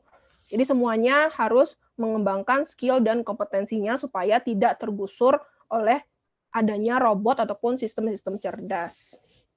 Iya. Lalu ini apa aja sih Bu yang perlu dipersiapkan generasi-generasi seperti saya dan teman-teman yang ada di sini semuanya gitu untuk ke depannya gitu mengenai IT ini? Kalau tipsnya dari saya, jadi yang pertama itu harus mau terus belajar. Jadi tidak cuma, oh saya sudah bisa nih membangun website, saya sudah cukup, saya nggak mau yang lain. Nah, jangan sampai ada keinginan atau niatan yang seperti itu. Jadi, walaupun sudah bisa buat sesuatu, misalkan untuk anak IT khususnya udah bisa buat website. Nah, website aja sekarang nggak cukup. Sekarang sudah beralih ke mobile device. Nah, itu untuk membuat mobile device itu kan ada lagi ilmu yang harus dikuasai. Jadi berbeda dengan bentukan website. Nah, seperti itu. Nah, kemudian saya sudah bisa nih mobile, sudah bisa website. Apalagi yang saya kerjakan, saya sudah jago, sudah bisa buat banyak gitu. Nah, sekarang nggak cuma butuh website dan mobile. Sekarang juga butuh ada sistem yang diimplementasikan langsung dengan adanya robot tadi. Nah, kita sebagai lulusan atau calon IT, sarjana IT, itu juga berkolaborasi dengan pihak-pihak lain supaya kita itu bisa menghasilkan produk-produk yang real, yang bisa dimanfaatkan oleh masyarakat. Nah, tentunya karena kita bukan bidangnya kayak menguasai hardware, karena kan kita tidak diajarkan hardware ya untuk anak ilmu komputer sama teknik informatika ataupun sistem informasi. Nah, kita bisa berkolaborasi dengan mereka-mereka yang jago untuk menghasilkan produk. Nah, jadi IT itu memang tidak ada titik berhentinya, jadi memang dia itu ilmu yang sangat cepat sekali berkembang. Jadi bisa-bisa hari ini saya ngomong kalau sekarang ini Indonesia sudah 4G. Nah, di luar negeri sekarang sudah mau 5G. Nah, jadi memang kita harus mengikuti perkembangan zaman. Nah, seperti itu. Jadi kemampuannya kita sesuaikan dengan perkembangan dunia teknologi informasi saat ini.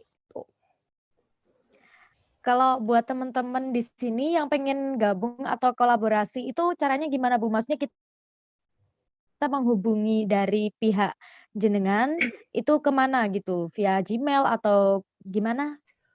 Kalau mau berkolaborasi, kalau mau kerjasama ataupun ada ide yang bisa dikembangkan bareng-bareng, silahkan hubungi saya boleh langsung ataupun teman-teman saya di program studi teknik robotika dan kecerdasan buatan. Silahkan. Ada websitenya tadi sudah saya berikan, ataupun email saya juga boleh. Jadi kalau untuk mengetahui mau fokus kemana, biasanya itu mahasiswa itu suka galau ya, mau menghubunginya itu ke arah teknik robotika dan kecerdasan buatan atau teknologi sains data. Nah, biasanya kalau mau berhubungan ke data, itu akan berhubungan dengan teknologi sains data. Jadi silahkan kontak rekan-rekan ataupun teman-teman kalian nanti di Universitas Airlangga di jurusan tersebut. Tapi kalau mau berkolaborasi yang arahnya ke sifatnya fisik atau ada produk yang akan dibuat, itu silakan ke teknik robotika dan kecerdasan buatan gitu. Tergantung nanti kalian mau ke arah yang mana gitu. Langsung saja lihat di websitenya kita stmm.uner.ac.id atau tadi sudah saya berikan link atau informasi tentang email saya ataupun website saya. Silahkan kalau misalkan nanti ada yang mau berkolaborasi, silahkan email saya. Kalau misalkan nggak tahu nanti saya mau kemana, Bu, saya ingin menghubungi siapa, nanti saya yang akan berikan rekomendasi ke yang menghubungi saya tersebut, butuhnya kemana, dan nanti akan saya sambungkan ke yang bersangkutan. Iya, terima kasih Bu. Terus di sini ini masih ada satu pertanyaan lagi. Ini dari teman-teman yang bergabung via Zoom. Dari Lucky Majalengka Bandung. Nih, maaf sekarang ini banyak inovasi yang berhubungan dengan krisis kesehatan, termasuk robot yang dibuat Universitas Airlangga. Kira-kira robot yang serupa dengan yang dibuat UNER apa ya? Dan kira-kira kelebihan, kebaharuan, dan robot ini apa setidaknya untuk inovasi baru ke depannya? Begitu. Jadi memang robotnya Universitas Airlangga ini, yang ARTA ini, itu kalau kita kan juga kemarin itu habis itu ya, habis diberikan penghargaan oleh Prof. Bambang selaku Kemenristek BRIN itu sebagai salah satu penerima pendanaan untuk robot ARTA ini. Nah, dari survei literatur atau literatur review yang kita lakukan itu untuk robot yang sudah ada ataupun yang di luar negeri itu yang ada yang mirip-mirip ARTA itu belum ada. Jadi biasanya mereka itu akan fokus di pelayanan pasiennya. Jadi misalkan kayak robot yang bisa mengantar makanan, nah itu sudah banyak. Robot dekontaminasi untuk ruangan pasien COVID-19 itu juga sudah banyak. Tadi ada di Singapura, ada LIPI juga tadi sudah ada yang mengembangkan. Nah, untuk spesifikasi robot seperti ARTA ini itu belum ada. Jadi memang Universitas Erlangga atas usulan dari Rumah Sakit Universitas Erlangga sebagai rumah sakit rujukan itu baru kita yang mendevelop, mengembangkan. Nah, untuk kemungkinan selanjutnya fitur-fitur lain yang bisa dikembangkan dari ARTA ini tadi, misalkan inovasi terbaru lah istilahnya seperti itu.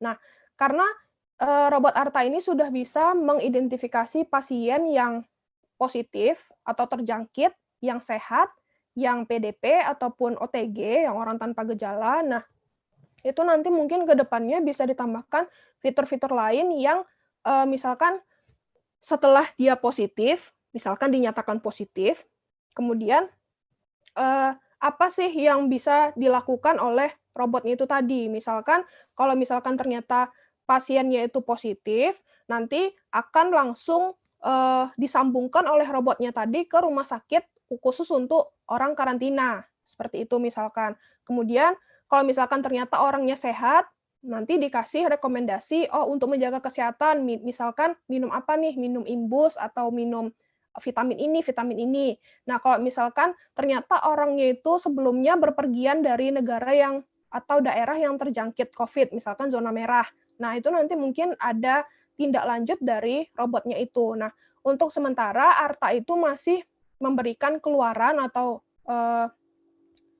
output-nya itu nanti setelah dia OTG ataupun sehat itu nanti akan terhubung ke pelayan kesehatan atau istilahnya kayak suster ataupun petugas rumah sakit untuk diarahkan ke selanjutnya. Nah, mungkin nanti tidak perlu diarahkan lagi ke selanjutnya, tapi sudah bisa langsung otomatis. Oh, misalkan dia PDP, langsung datang ambulan untuk membawa ke rumah sakit khusus rujukan COVID-19. Nah, misalkan seperti itu. Langsung terintegrasi dengan fitur-fitur pelayanan rumah sakit yang lainnya. Iya, jadi fitur-fiturnya nanti bisa lebih di-upgrade begitu ya Bu untuk lebih melihat bagaimana sekarang. Nah, ini dari sampai sekarang ini untuk robot apa tadi namanya? Kalau boleh tahu? ARTA, ya. Untuk robot ARTA ini itu hanya digunakan di rumah sakit universitas itu sendiri atau ada rumah sakit yang lain yang menggunakannya? Karena memang tadi seperti yang sudah saya bilang, robot ARTA ini kan belum resmi launching oleh rektor dan direktur Rumah Sakit Universitas Erlangga. Jadi memang fokusnya itu dipergunakan oleh internal Rumah Sakit Universitas Erlangga, dan kemarin itu kita tampilkan atau kita apa istilahnya kayak uji cobakan di mahasiswa-mahasiswa yang akan mengikuti tes SBMPTN di Universitas Erlangga. Jadi waktu itu kan untuk tes SBMPTN di Surabaya ini kan wajib rapid test ya. Nah, itu kemarin itu waktu sebelum mereka melakukan tes tertulis, maksudnya datang ke Universitas Erlangga, itu ada robotnya ARTA itu yang ditampilkan di tempat mereka melaksanakan rapid test untuk diuji cobakan. Nah, jadi karena memang kita belum launching, jadi belum belum bekerja sama dengan rumah sakit lain. Jadi mungkin nanti setelah launching dan fitur-fiturnya itu memang sudah memadai dan cukup untuk kita berkolaborasi antara RS Universitas Erlangga ini dengan rumah sakit yang lain, terutama mungkin di sekitar Jatim dulu ya, supaya tidak langsung ke luar daerah, itu nanti bisa dikomunikasikan dengan Universitas Erlangga dan RS Universitas Erlangga. Oh iya. Kalau begitu ini sambil menunggu dari teman-teman yang lain, ini semisal Bu, ada sebuah proyek yang pengembangan atau teori AI-nya ini ataupun robotnya sudah ada. Tapi untuk pelaksanaannya membuat proyeknya belum ada dana, itu gimana dalam mencari sumber dananya? Terus itu misalnya kerjasamanya itu kita dengan siapa begitu Bu? Oke, jadi masalah apa ya, funding gitu ya, funding dari robotnya. Jadi misalkan sudah ada dana, kemudian fundingnya gimana nih? Karena memang untuk membuat robot itu biayanya tidak sedikit.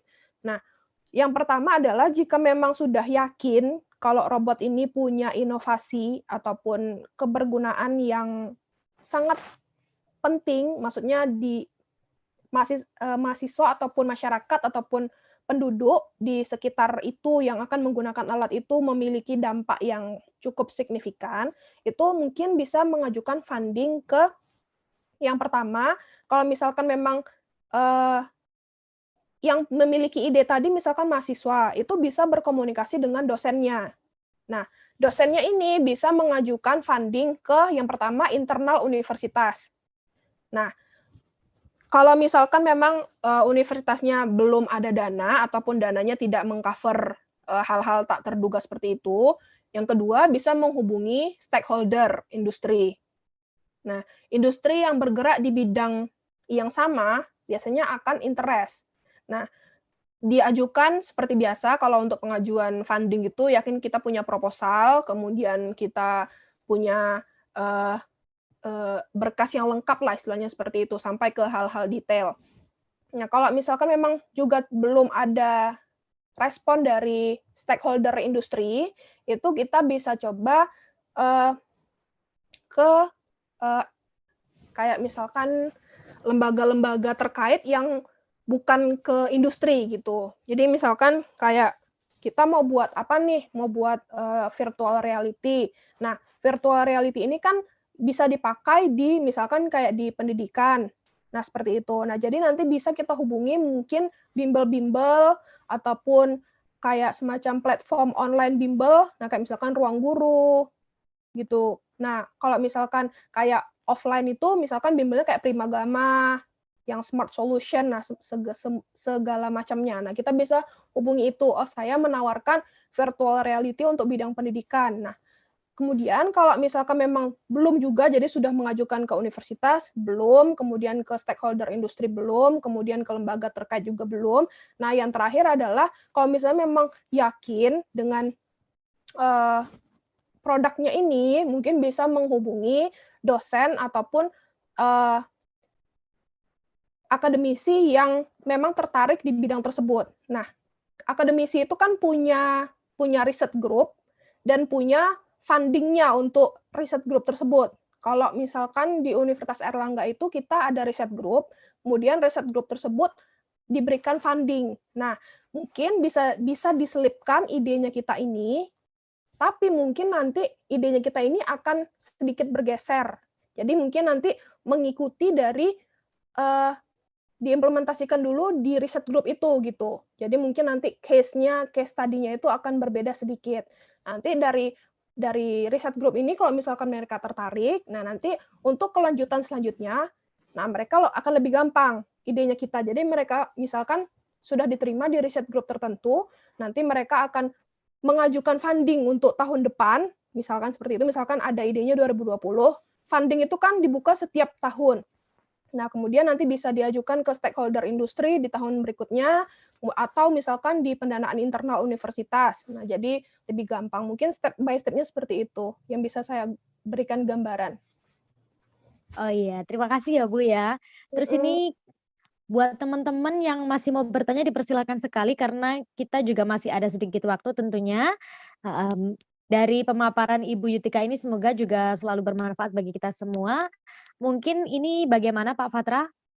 Oh, waktunya. Oh ya, terima kasih karena rata-rata ya, terima kasih. Saya masuk ya, Mbak Moderator. Ya, terima kasih atas waktunya Ibu Yutika untuk berkenan sebagai pemateri di webinar di program studi ilmu komputer Universitas Nahdlatul Ulama Blitar. Ya, di Unum Blitar ilmu komputer di sini, Bu Yutika, ada kami membagi bidang RMK. Kalau di ITS dulu kita mengenal RMK, itu juga ada sistem cerdas kalau di sini. Jadi anak-anak di Ilkom di sini juga belajar untuk hardware juga.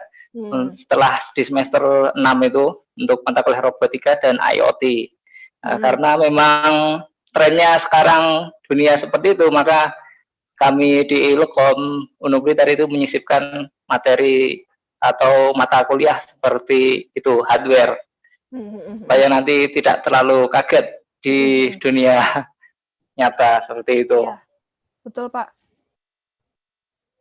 Ya,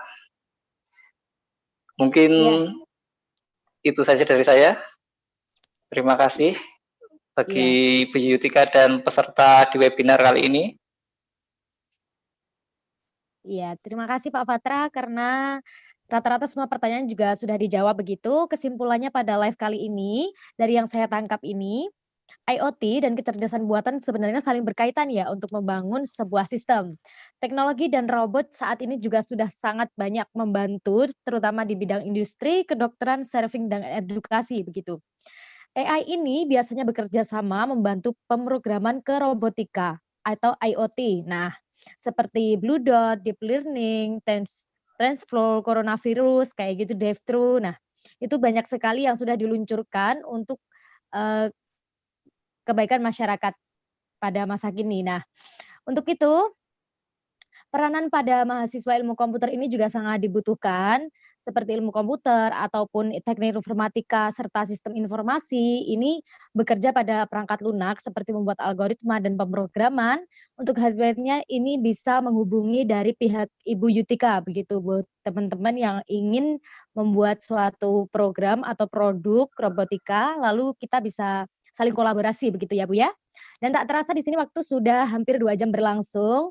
Terima kasih buat teman-teman yang sudah bergabung. Saya tadi lihat di YouTube juga ada yang dari Jogja. Halo Jogja. Terima kasih untuk teman-teman di sini. Semoga semua yang kami sampaikan di sini bermanfaat. Dan apabila ada kurang dan lebihnya, saya mohon maaf yang sebesar-besarnya. Terima kasih dan selamat siang.